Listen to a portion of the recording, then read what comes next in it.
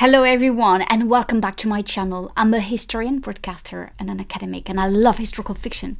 But what I love more is the history behind the fiction, and to tell you all about the history. In this History Police video, I'm doing something a bit difficult. I'm looking at the trial of Thomas More. I'm gonna look at how historically accurate it was. But it is a very difficult topic because the case of Thomas More is so complex and also so hard to really look at. Because in the end, we have a man full of values and purpose that is trial and judged for not wanting to recognize Henry VIII as the head of the church. It's a very interesting scene, and let's dive into the history behind it. Sir Thomas More, you are arraigned before this commission on charges of high treason. How do you answer the charges?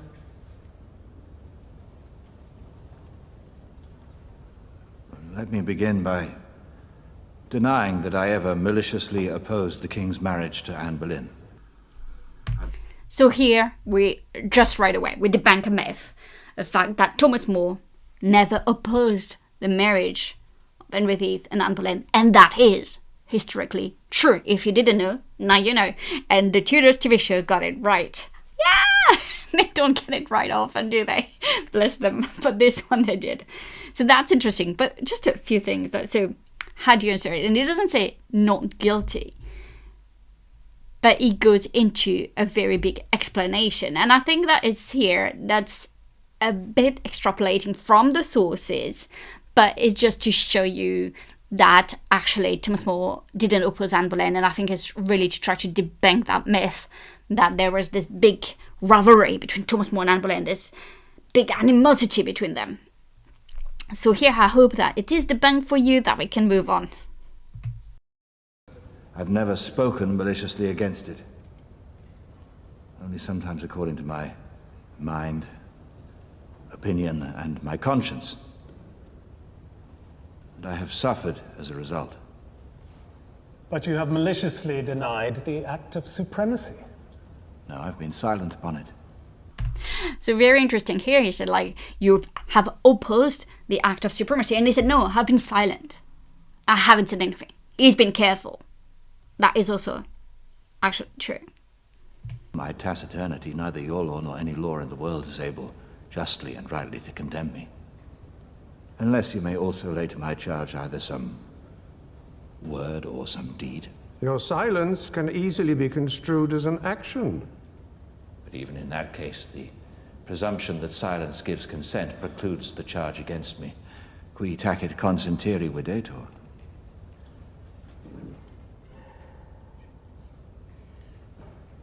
What of the charge that you conspired in prison with Bishop Fisher? So Bishop Fisher is also someone who opposed the act of supremacy of Henry VIII. And very interestingly enough, these two men were both imprisoned at the Tower of London.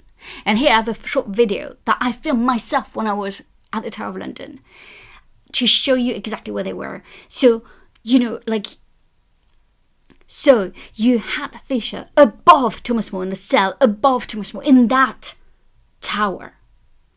And the question is, like, did they discuss, did they maliciously try to conspire as well against Henry VIII? The evidence is very slim. A convicted traitor. I never met him in prison. I only talked a little with his servant about familiar things. And recommendations, such as were seemly to our long acquaintance. That is true. They didn't know that they were just above one another. But outside of the Tower of London, before, they did talk to each other. And they did become sort of friends or acquaintances.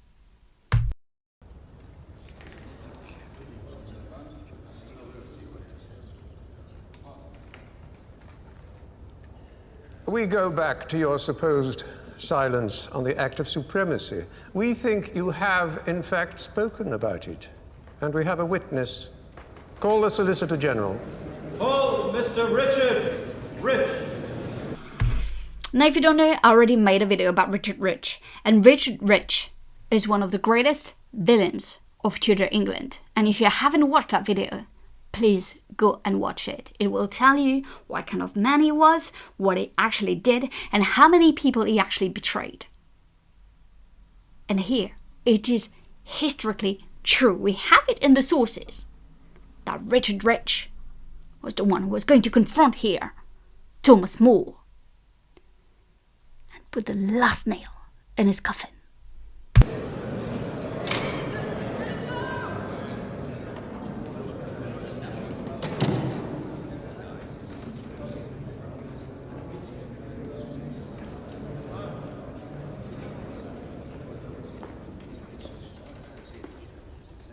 Richard, you are under oath. Do you tell this commission truthfully what the accused said to you on this matter? Yes, sir.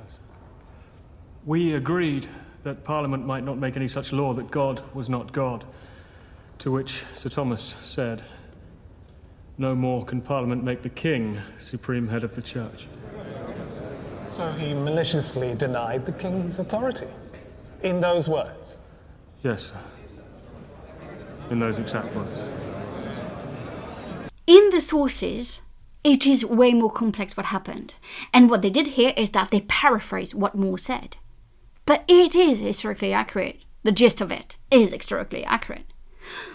What we have in the sources, what we have in the archives, in the back and forth between Richard Rich and Thomas More discussing what a parliament can do. And More was playing with the idea, could a parliament say that God is not God? Can Parliament consider that a king is not king?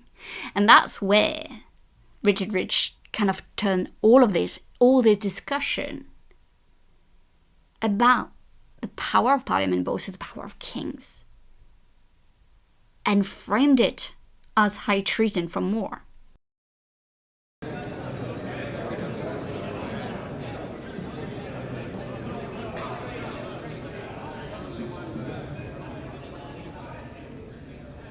Then I will charge this commission to return a true verdict.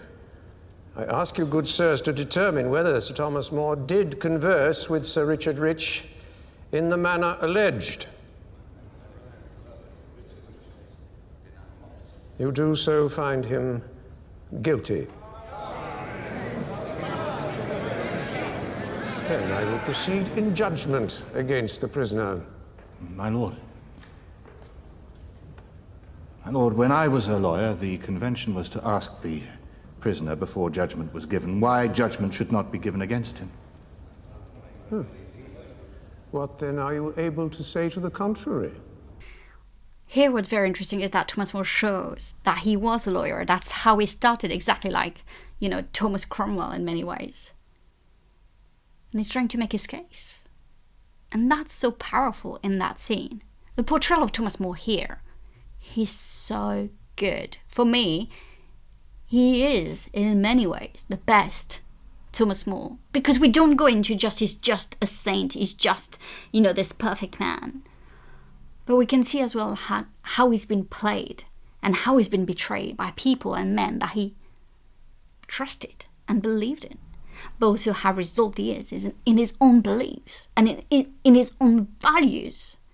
And that's something that, in Tudor England, some people really lacked. True. Thank you.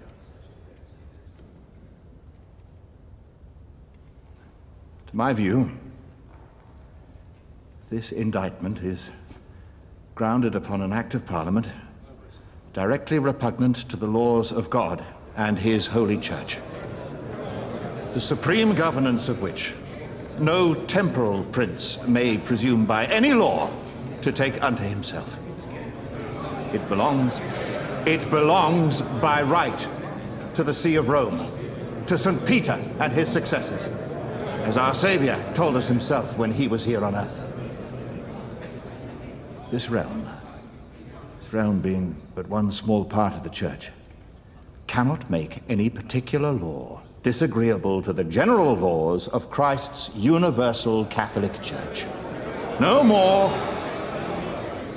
No more can this realm of England refuse obedience to Rome than can a child refuse obedience to his own natural father.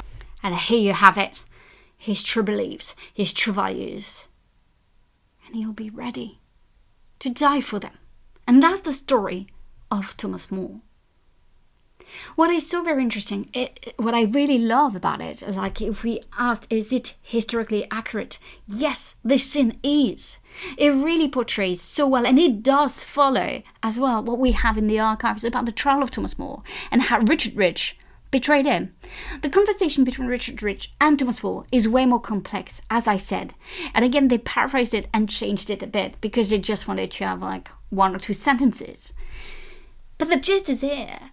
And what Thomas More said and how he played with Richard Rich about like, can an act of parliament can say that God is not God? Answer that. Then how can it say that a king is the head of the church? And so he pushed kind of the idea of what it was like to be a true Christian, a true Catholic in 16th century England. And you have to remember as well how religion and how Catholicism at that time was such a huge, important part of people's lives. When he's making that stance, he's also trying to appeal to these people with their beliefs and trying to make them realize that they are in the wrong. In the sources, he also said to Richard Rich something that I really, really kind of appreciate, because it shows again how Thomas More was a man of values. He told him, your conscience will save you and my conscience will save me. Thomas More in the end truly believed to be in the right, and that's why he was not ready to agree and to recognize Henry VIII as the head of the church. It could not be something he could reconcile with. And you have to remember that it was a man who was deeply, deeply loyal to the Tudor dynasty, deeply, deeply loyal to Henry VIII. But above all, he was a man of faith who truly believed in the Catholic Church and the authority of the Pope and the authority of God through the Pope. And that he could not deny. And that is why he was going to be condemned. I really hope that you enjoyed our video. Let me know in the comments if you've learned anything about the trial of Thomas More. I really think that it was a very good way of portraying it, and the Tudors really nailed it. Thank you so much for watching. Bye!